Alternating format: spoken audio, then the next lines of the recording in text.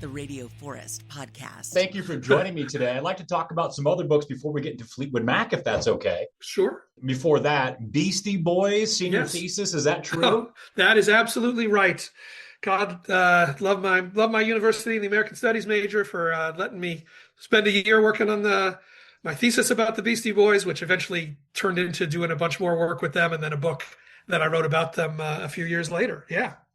That was an American Studies degree, was what that was for. So, and a concentration in American popular music.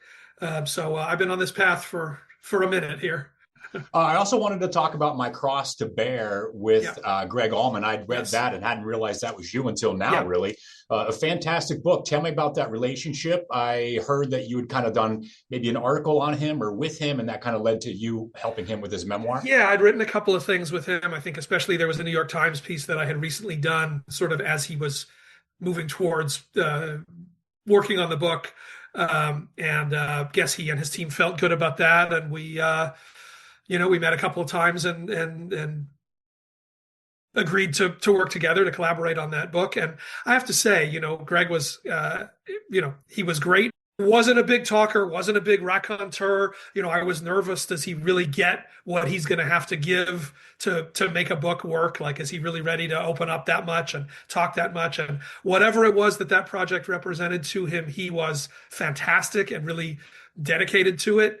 And really, gave everything that we needed. I mean, you read it. It was a deeply honest and very searching kind of a book, and an honor to be able to work with him on that and get that story out in front of the world.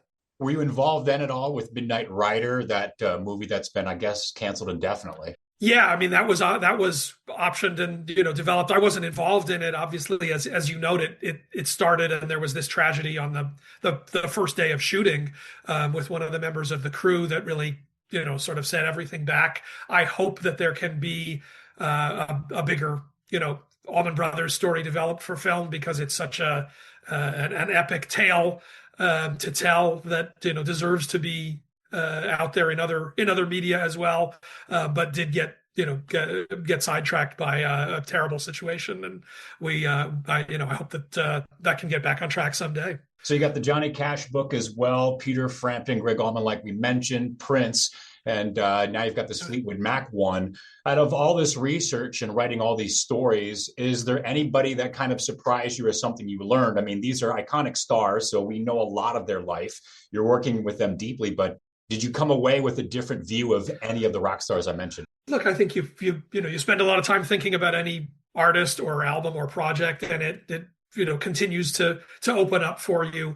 I think what was important to me in this book with the Fleetwood Mac book, I had previously written this book about the song Hallelujah. And its journey through the world from nowhere to becoming this global anthem.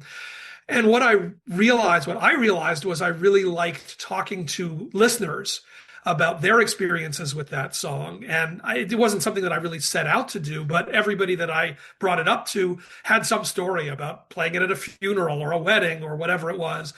And so I think I was looking for a project where I really could sort of bring the voices of listeners front and center and really talk to people about what a piece of music or an album or something meant to them, how it figured in their lives. And Rumours, thinking about looking at this, this ongoing endless popularity legacy of this album that continues to get discovered by young listeners, one generation, the next generation, still is parked in the top 20 on the albums chart almost 50 years after its release.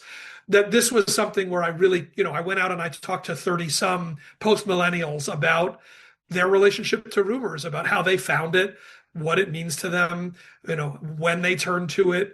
I wanted to sort of get into that listener experience more, rather than just tell the story of the making of this album. Because look, Rumours is the greatest soap opera in rock and roll history. We know that.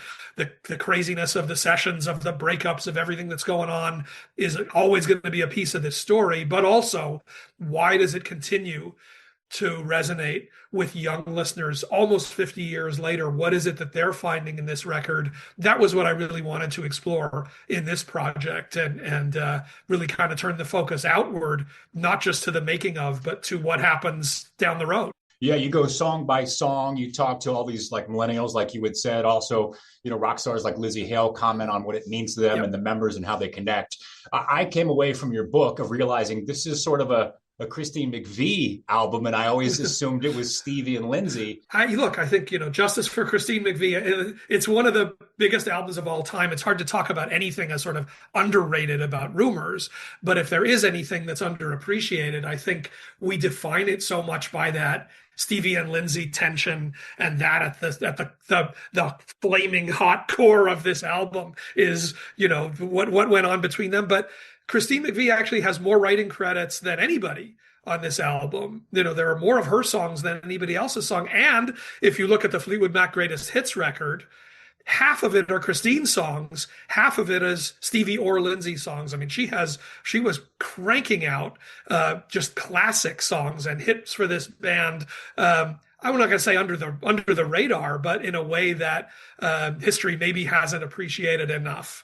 And when you think about the fact that this band had these three remarkable singer-songwriter front people, there really isn't another band in history. I mean, you could talk about the Beatles that way, but even there, George isn't exactly an equal with John and Paul in the they'd give George his one song. This is really evenly split between these three incredible writers, incredible performers. And I think that's part of the reason that for young listeners, first of all, the album almost plays like a playlist because it's constantly shifting who's singing, what the sound is, what the point of view, the perspective is. There are so many different ways to sort of grab onto, find your way into Rumours. And also that it represents this emotional range, all of them at a different place in these breakups, in where their anger is, where their resentment, where their resolution is, that for kids going through those feelings for the first time, discovering relationships, breakups, heartbreak, you can find all of those elements that, that full spectrum of emotions. It's all there on Rumours, wherever you're sort of ready to encounter it. Yeah, like you said, it's 662 weeks. It's on the Billboard 200 right now. I also got a sense from your book, this really connects with women, with preteen girls, with teenage girls, with girls that are Stevie Nicks' age. Yeah, I mean, first of all, the cult of Stevie Nicks runs very, very deep. She has become Yeah, really the most iconic female rock star, really in some ways in history. And you had, Taylor Swift on Stephen Colbert the other night, and they asked, he asked, who do you turn to for advice? And the first thing she said is, I'm lucky enough to be friends with Stevie Nicks. She is still casting that spell on a new generation. But I think for kids, look, the pop landscape today is really defined by Taylor, Beyonce, Billie Eilish, Sabrina. I mean, young women really are what sets the pace for pop music. This band that has not even just one, but two female front persons who are not put in competition with each other, who do very different things, who, present themselves as friends and collaborators. I think for young listeners, that really connects with them in a way that they look at, the Eagles, and that's like these five long-haired white guys with guitars. That's kind of their parents' band. Fleetwood Mac, there's an easier way for them to connect and relate to what this lineup is, and what, voices it is that they're hearing. So all of these things add up to this, this sort of endless chain that doesn't break, that 50 years later seems like it just keeps getting bigger. Alan Light, man. Hey, thank you. It's nice to talk to you today. Thank you so much, Forrest. It's been a pleasure.